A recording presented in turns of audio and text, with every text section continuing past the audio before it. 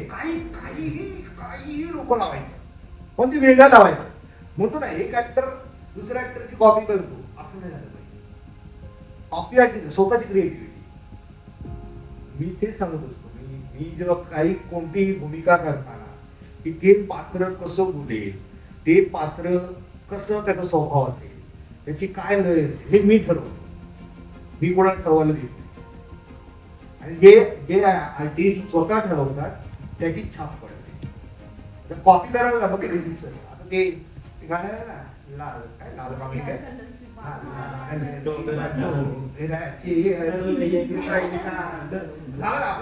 त्याचं काय झालं, चालते डोक्यात पुढे त्याला असं वाटलं लोकांच्या लक्षात नाही येणार, किंवा असं वाटलं तर चालू दे ना, लोक ऍक्सेप्ट करून करतील. पण त्याचं काय झालं तर त्याच्याने क्रिएटिव्हिटी मिळेल. मला असं काय वाटतं, कदाचित आहे ना, तो त्या काय नाव जी मॉडेल आहे तो रिपीट करत त्या मॉडेल, पण त्याने रिपीट केलं, मग पुढे त्याची गडबड आहे.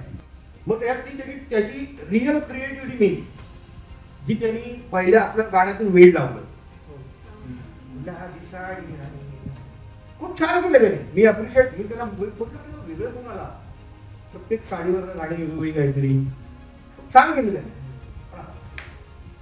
आता त्याची क्रिएटिव्हिटी ब्लॉक्स आहे. बघा, आर्टिस्टची क्रिएटिव्हिटी ब्लॉक का होते ना, कारण ते दिखाई गेली काहीतरी करायचं मला, तर ते तसंच ते झालेलं आहे की हे एवढं वाजलं पण नाही गाणं, हे पहिली गाणी वाजली. ओके.